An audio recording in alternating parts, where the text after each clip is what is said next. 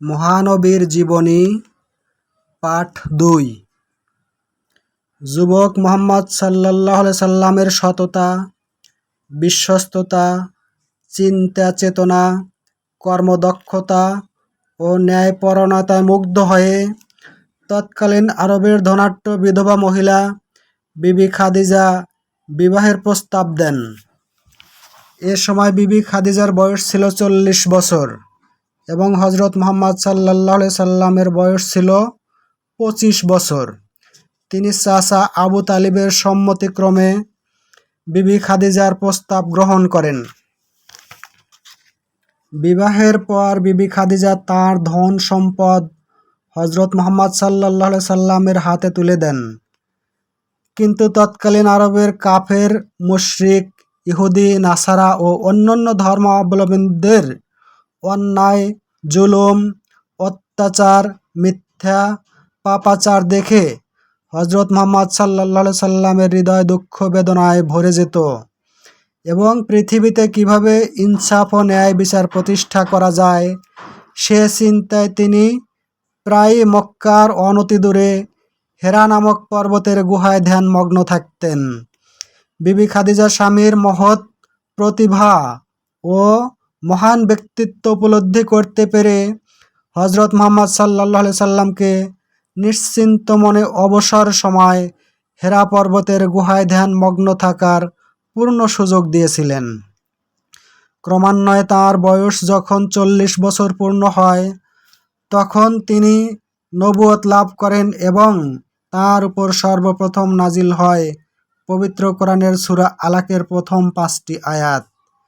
এরপর সুদীর্ঘ ২৩ বছরে বিভিন্ন ঘটনা ও প্রয়োজন অনুসারে তাঁর উপর পূর্ণ ৩০ পারা কোরআন শরীফ নাজিল হয়। নবুয়ত প্রাপ্তির পর প্রথম প্রায় ৩ বছর তিনি গোপনে স্বীয় পরিবার ও আত্মীয়ের মধ্যে ইসলামের দাওয়াত প্রচার করেন।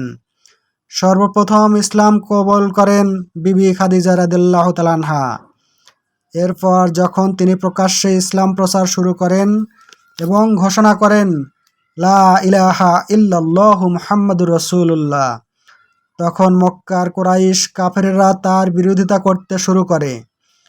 এতদিন বিশ্বনবী সাল্লাল্লাহু আলাইহি সাল্লাম কুরাইশদের নিকট ছিলেন আল আমিন হিসাবে পরিচিত, কিন্তু এ ঘোষণা দেওয়ার পর তিনি হলেন কুরাইশ কাফেরদের ভাষায় একজন জাদুকর ও পাগল। যেহেতু কোরআন আরবি ভাষায় নাজিল হয়েছে এবং আরববাসীদের ভাষাও ছিল আরবি, তাই তারা হযরত মুহাম্মদ সাল্লাল্লাহু আলাইহি সাল্লাম এর বাণীর মর্মার্থ অনুধাবন করতে পেরেছিল। তারা বুঝতে পেরেছিল যে মুহাম্মদ সাল্লাল্লাহু আলাইহি সাল্লাম যা প্রচার করছেন তা কোনো সাধারণ কথা নয়। যদি এটা মেনে নেওয়া হয় তাহলে তাদের ক্ষমতার মসনদ টিকে থাকবে না। তাই তারা হযরত মুহাম্মদ সাল্লাল্লাহু আলাইহি সাল্লামকে বিভিন্ন ভয়, ভীতি, হুমকি, এমনকি ধন দৌলত ও আরবের শ্রেষ্ঠ সুন্দরী যুবতী নারীদের দেবার লোভ দেখাতে শুরু করে। হযরত মুহাম্মদ সাল্লাল্লাহু আলাইহি সাল্লাম কাফিরদের শত ষড়যন্ত্র ও ভয়ভীতির মধ্যেও ঘোষণা করেন, আমার ডাইন হাতে যদি সূর্য আর বাম হাতে যদি চাঁদ দেওয়া হয় তবু আমি সত্য প্রচার থেকে বিরত থাকব না। কাফিরদের কোনো লোভ লালসা বিশ্বনবী সাল্লাল্লাহু আলাইহি সাল্লামকে ইসলাম প্রচার থেকে বিন্দুমাত্র বিরত রাখতে পারেনি।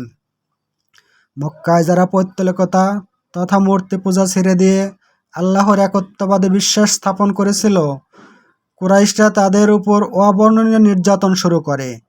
কিন্তু ইসলামের শাশ্বত বাণী যারা একবার গ্রহণ করেছে